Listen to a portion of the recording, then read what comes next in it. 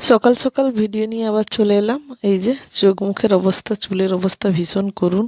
কারণ আজকে হচ্ছে একটা নতুন কিছু বাচ্চাদের টিফিনে সেই একই একই দিতে দিতে ওরাও খেতে চায় না, বোর হয়ে যায়। তাই নতুন কিছু বানাবো বলে সকাল সকাল সকাল সকাল ফোন নিয়ে একদম দৌড়ে চলে এসেছি রান্নাঘরে। ভাবছি তাড়াতাড়ি উঠে ছুটে চলে এসেছি যাতে বাচ্চারা ওঠার আগে আমি তাদের কমপ্লিট করে অন্তত দিতে পারি। এটাতে দিয়েছিলাম দই, আর দিয়েছিলাম সুজি, আর কি বলে চিড়ে, আর ভেজিটেবলস কিছু দিয়েছি। দিয়ে ওইটা ফোনে দেখছিলাম কিছু কি বলছিল সবাই, পোহার ছিলা না কি একটা ছিলা না কিছু একটা ছিল, সব মিশিয়ে একটা বানানোর চেষ্টা করেছিলাম। পুরো পুরো পাগলির মতো উঠে গেছিলাম। সবার প্রথমে জানাই অরিত্র ডট অরিত্রিয়ান মোমে আপনাদের আবারও স্বাগত। আর ঘড়িতে তখন ঠিক ছিল, যখন ভিডিওটা করছিলাম তখন ঠিক ছিল ঘড়িতে সকাল 6টা, আর এখন 8:30 বাজে। আমি বাচ্চাদের স্কুলে এর মধ্যে দিয়ে চলে এসেছি। এই টিফিন তো তারা নিয়ে যেতেই পারেনি, তাদেরকে আবার স্কুলের গেটের সামনে বিস্কিট কিনে দিয়ে চলে এসেছি টিফিনে। আর এখন এসে আমি টেস্ট করছি এটা, যে এটা ঠিক কী হয়েছে জিনিসটা। তুলতেই পারলাম না। মানে না সবজি সেদ্ধ হয়েছে না কিছু হয়েছে। খালি ভিডিওতে দেখছিলাম খুব কম তেলেই হয়ে যায়, খুব কম তেলেই হয়ে যায়। হয়তো ননস্টিক হলে হয়তো হতো। আমি ননস্টিক আর বসাইনি, আমি এমনি যেটাতে ডিমের অমলেট টমলেট করা হয় ওটাই ছিল। বড়ি ভাজা হয় সবসময়, ডিমের অমলেট করা হয়, মানে সেটা হাতের কাছে চটজলদি থাকে। কালো বসানো একটা ফ্রাইং প্যান, সেইটা বসিয়ে দিয়েছিলাম। হলোই না। যাই হোক, আধ ঘন্টা খানিক একটা ঢেলে দিয়েছিলাম লাস্টে যা ছিল ওদেরকে স্কুলে দিয়ে আসার পরে। তারপরে আধ ঘন্টা খানিক ঢেকে দিয়েছিলাম কম আঁচে একটুখানি তেল দিয়ে।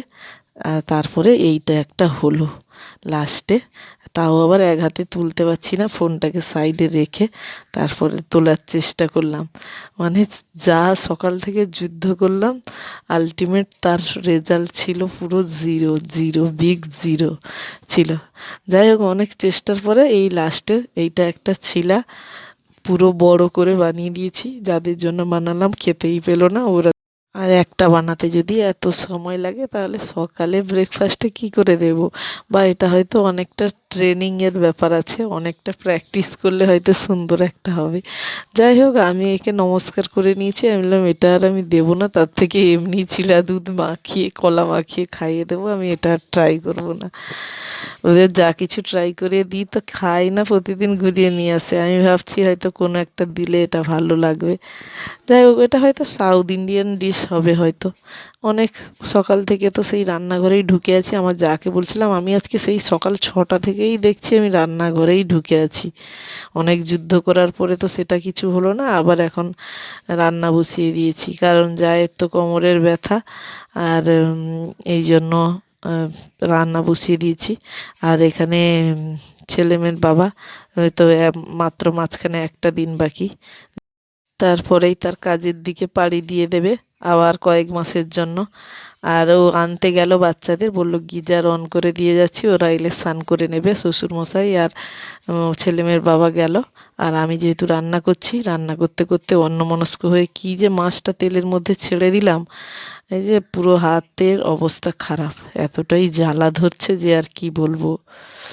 মনে হচ্ছে কলগেটের আবার সঙ্গে সঙ্গে কলগেট নিয়ে চাপা দিয়েছি, কলগেটটার উপরে হাত রাখতে আরাম লাগছে।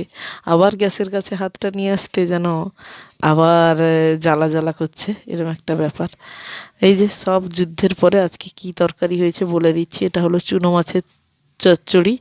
চুনো মাছের পোস্ত, সর্ষে, বড়ি, টমেটো, কাঁচা লঙ্কা, একটা আলু দিয়ে সব মাখিয়ে সর্ষের তেল দিয়ে কাঁচা লঙ্কা দিয়ে বসিয়ে দিয়েছিলাম। এটা শুকনো শুকনো হয়ে যেতে এটাকে নামিয়ে নিয়েছি। এই হলো চুনো মাছের চচ্চড়ি। চুনো মাছটা কেটে দিয়েছিল অবশ্য মানে আমার জায়ের মা, মাসি কেটে দিয়েছিল। আর তার সঙ্গে হয়েছে উচ্ছের ভাজা। যেখানে ফোনটা রেখে ভিডিও করছি জানলাই না, ফোনটা যদি স্লিপ করে পড়ে যায় আমার তরকারি ঝোলের ওপরেই পড়ে যাবে। যা কাজ করার সময় আমার এটাই, ভিডিও করার সময় মানে আমি নিজেকে বলছি ভিডিও করবি কর, যুদ্ধ করবি কর, যা করবি কর। ওরা এসে গেলে ওদেরকে স্নান করাবো, ওদের খাওয়াবো, নিজে খাবো, খাবার দেবো, তখন আর এক বিন্দুও সময় নেই। আবার ওরা ঘুমোলে তখন ভিডিও এডিট করব। তাই এই যা করার আমাকে এর মধ্যেই করতে হবে। এই যে মাছের ঝোল কিন্তু কমপ্লিট। এই যে মাছের ঝোলটা দেখতে অতটা ভালো লাগছে তো, কিন্তু খাওয়ার সময় এটা নিয়ে আমাকে অনেক কথা শুনতে হয়েছে।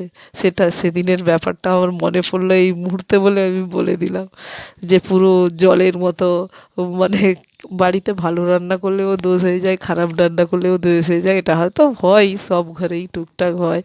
মানে পাতলা করে রান্না করলেও পাতলা হয়ে গেছে, আবার গাঢ় করে রান্না করলেও গাঢ় হয়ে গেছে।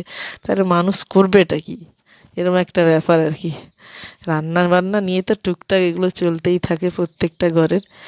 আর এখানে দুই বেয়ান না বেয়াই না কি বলে, মানে কি বলে, এর মা, ছেলের মা, মেয়ের মা, কি বলে এটাকে, বেয়ান, বেয়ান বসে মটরশুঁটিগুলো ছিলে দিচ্ছে।